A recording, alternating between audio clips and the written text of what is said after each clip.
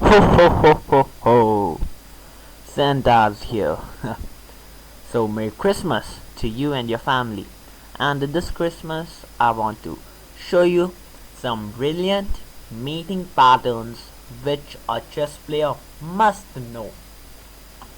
And it is like a Christmas present from my side. So the first position that we have in front of us, it's really interesting, and it's also very beautiful. Well, if I make some adjustments over the board, and for example, if I give the first move to black and imagine that the rook on b8 is rather on c8 and it was black to move, then could you finish the game right away? Quickly? Yes. Rook to c1 is a direct mate to white. But unlikely in our position, we have a queen who is supporting our back rank, and it's white to play. So here I would like to ask you to pause the video and think for a while, what should white play to? Here's a hint, guys. To mate in 2. Haha, to mate in 2. Ready? Did you find the move? Yes, absolutely correct. The move is queen to g8 check. A brilliant C. Yeah, a brilliant C. Here, rook takes on g8 is compulsory because you cannot move the king, neither the pawns, and you cannot capture the queen with your king because our knight is guarding it, and obviously cannot give us a check from here because you are already in check. So by force you have to take rook takes on g8, and it's the only move in the position. And here comes the absolute beauty of chess, absolute beauty of this position. Could you find it? Kudos to you if you found the move. Knight to f7, and it's a checkmate. Well, if you notice carefully, then the king cannot go to g8 because it's occupied by his own rook. He cannot come up because it is occupied with his own pawns.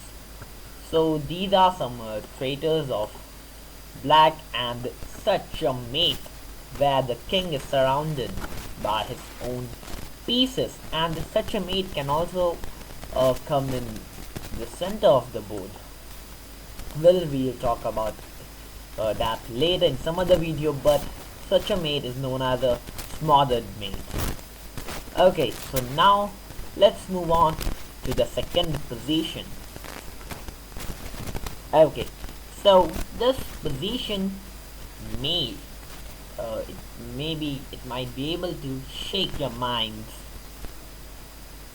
So have you heard from your coach or from your friends maybe that you cannot checkmate a lone king with two knights or single knight, but you can do the same if you have two bishops, and that's the only reason why bishops are given more value than the knights.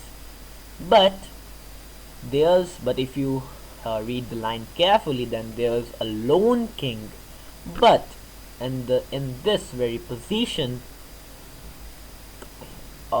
he also has a pawn, and when your opponent has a pawn and you have two knights, you have a chance, like not hypothetically, yeah, this position can also be derived as hypothetically, but there's also a complete theory based on two knights versus a king and the pawn, on which if you know the theory, then you may win such in the games. So this very position, I am giving you the mating position, so it's not too tough. You may give it a try. Okay, well done. If you found the move knight g2 f2, and it's a checkmate.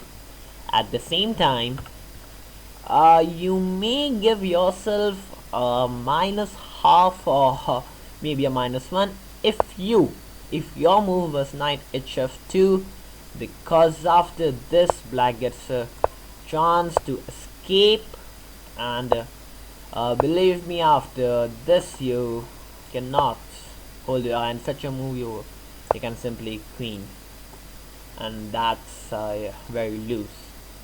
So could you imagine that in chess you may win with a single move, or if you miss that, you may even get a losing position.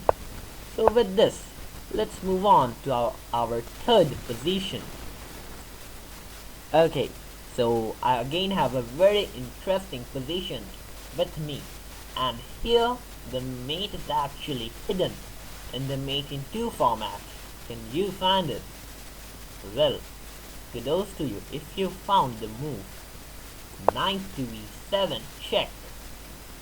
And here, if you calculate properly, if you calculate accurately, then black has only one move, that's king to h7, because he cannot go here blocked by a rook and with his pawn, so he has to go king to h7, and here comes the bone breaker move, new, and that is rook to h5, a checkmate. Ha! It's really nice, yeah? These two cannot go. So, now let's move on to our fourth position. Well, the position I have in front of me now, in front of us now, is it shows that how subtle the game of chess is. Well, if you look at the position a few moves back here, then you can see that white is simply losing. Yeah, it is white to play, and if you count the material, then like black is simply a rook up. Yeah, even though like it's a rook for a pawn, and this endgame is simply winning for black. So white again blundered as his knight was hanging, but still he played king e2, and here it was, you may say it's an online game, or you may also say that black might be some more over smart, or maybe he didn't capture the knight but played king to e7, and here white has a brilliant chance to just finish off the game. Can you find it? Can you give it a think? Well, kudos to you if you found the move rook to h7, a brilliant check. Here, if the king goes back to d8, rook to d7 is simply a checkmate. And it actually happened in the game. Black hurried to play king to d8 and lost. Yeah, you may save it by bishop to g7. Yeah, then still white is losing, but the more important thing is this pattern. Now let's go to our fifth and last pattern of the day. Okay, so now which position I have is really interesting, and it's really sort of a real game position, and it is actually. So here white is giving a crushing mate in 3 attack. Can you find it? Well, kudos to you if you found the move queen takes on h7, and at the same time give yourself a -1 if you have played if you have considered the move queen takes on c7, rook takes c7, and some things such as knight to a4 or something else. You must look at the move, you must see the move queen takes h7, king s7, rook h1, and it's a mate.